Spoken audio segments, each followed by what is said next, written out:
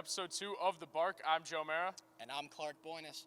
Joe, what do we got going on in today's episode? So first, we got a little preview of Butler sports going on this weekend, and then we got an exclusive interview with a rising star on Butler's men's basketball team, and then a little analysis of men's and women's basketball. That sounds like an episode that I'm going to want to watch.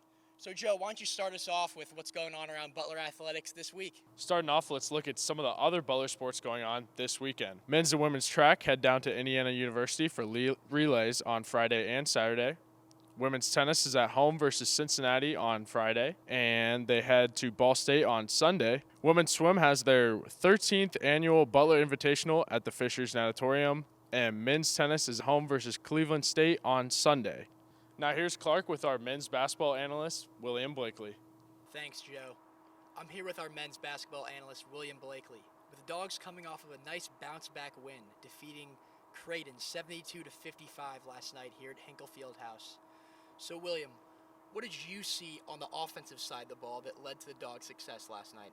I think it was just their ball movement overall. There were two players that stood out to be the most when it came to ball movement, both with the ball and without the ball, and I'm going to start without the ball first.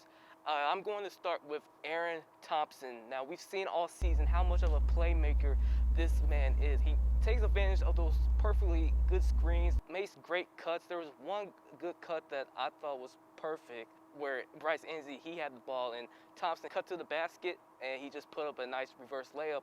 Another player that stood out to me with the ball was Bo Hodges. He brings a lot to this team, especially when penetrating the defense. You know, a man with a size and athleticism. You know, he was great when driving to the inside, and that, of course, drew a lot of the attention from Creighton's defense, and that created more opportunities for the other Butler players, you know, on the perimeter. So I thought Bo Hodges, he used that to his advantage. He had great court vision.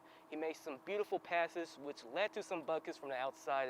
And I believe that if Butler can just continue that throughout the season, we're definitely going to be seeing some more W's in the win column. Certainly good for Bulldog fans to see this team kind of back rolling again. Now, switching sides to the defensive side of the ball, this was also a pretty dominant performance for the Bulldogs last night.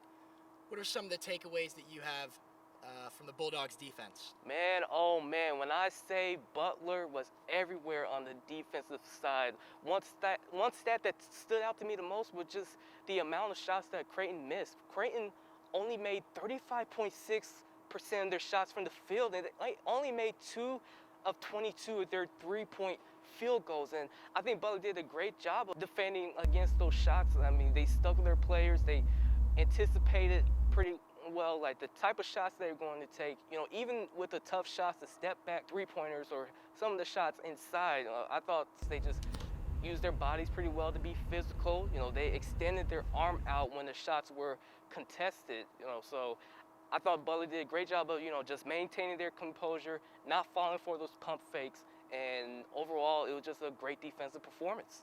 Defense wins championships is how the saying goes. Now, William, if you could name your player of the game of last night's contest, who would that be? Player of the game last night's contest, without a doubt, Bo Hodges. Bo Hodges scored a career high at Butler of 18 points.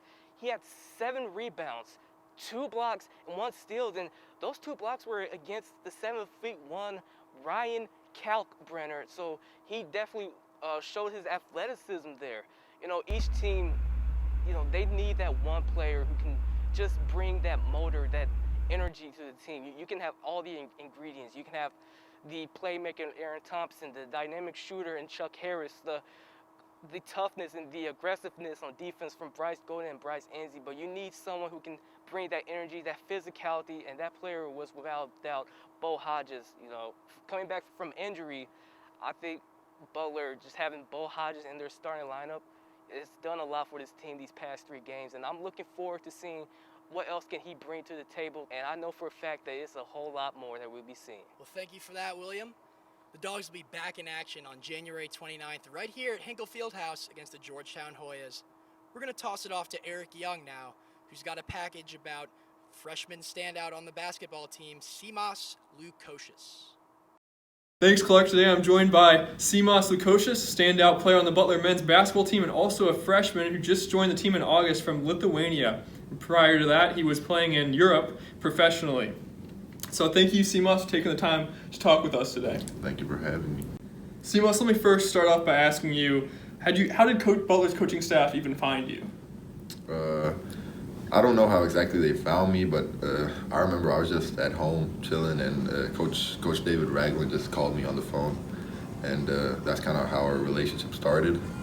And how they found me, I think they just have just scouts looking for talents in Europe. And had you even heard of Butler University before? Yeah, I have. Okay. I was into NCAA basketball, so obviously when they had the Final Four runs. Gotcha. You been to America before? No. No? I hadn't. And what's your kind of reaction to when you first came here? What were you surprised by anything? I wouldn't say I was surprised. Maybe the biggest surprise was how lightly they take COVID. Like, nobody needed masks anywhere. Yeah. And do you have any favorite American foods or restaurants that you've enjoyed going to? Chick-fil-A probably is like the main thing that isn't in Europe but is here that I enjoy. But yeah, nothing else. Nothing else? Yeah. How has your transition been living in America? Any difficulties adapting? Nah, Bryce really looked out for me and made sure I feel at home. And yeah, it's been pretty easy. Like I said, there's not too much differences from what it's like in Europe. And I've lived without my family for the past 3 years, so it also wasn't really a big adjustment. Now transitioning to basketball, it certainly looks it's been like a smooth transition from Europe into the college game. Would you agree with that? Has there been any differences that you've had to adjust to? I wouldn't say there was differences that I had to adjust to, but I also wouldn't say it was a smooth transition. I mean, you can tell from the beginning of the season to where I am now that I've definitely improved in the way I play. But I can't really, pinpoint what exactly was different and what exactly made the adjustment a little bit more difficult. But yeah, I feel like I'm getting the hang of it slowly. And your impressive no-look passes are kind of one of the reasons that I seem that you had smoothly transitioned. They've been a fan favorite at Hinkle. Thanks, Eric. I'm here with Perrin Barnes, Butler women's basketball analyst. So it hasn't been the greatest start for the Butler women's basketball team. What have you seen so far throughout the season? I mean, yeah, you're right. It's not been the greatest start. They're 1-15 on the season, 0-7 in conference. But, I mean, there's still room to turn it around. They have 12 games, all conference left. So, they could get on the right track. So with a record around 1-15, like you said, and 0-7 in conference, there has to be some trends going on in the last couple games. What have you seen so far? I mean, yeah, just in the last 4 games that they played, they've, averaged 92 points against. And it's going to be tough for them to, just go in a scoring battle and then score 90, 100 points every game. So they need to really work on the defense and keep those numbers down. Tomorrow night, you're at Nova, taking on a team that's 5th in the conference. What do you see so far? What do you think is going to happen tomorrow night? Yeah, so Villanova, as you said, they're 5th in the conference. They're riding a 3-game winning streak. They've just beat Marquette and Creighton, who the Dogs recently lost to. So, I mean, they're a good team. But, I think they're beatable. I think just need to work on scoring more. So Villanova, they've averaged 67 points in their last 3 games, their win streak that I said. And the Dogs, they've been averaging 60 points on the season, so it's only a 7-point difference. So if they tighten up the defense, like I said, and then score a little bit more, we could see a good result. So do you have any key players for us to look out for? Yeah, Selena Taborn, she's been averaging 13.4 points a game. She's leading the conference in field goal percentage, so I feel like she can be a big player. She's one of the tallest on both teams, so if you get the ball to her in the paint, she can do some work. So obviously basketball is a team game, so do you see any other key players that need to step up for the Dogs to get a win tomorrow night? Yeah, I see 2, Tinley Dowell and Amelia Sexton.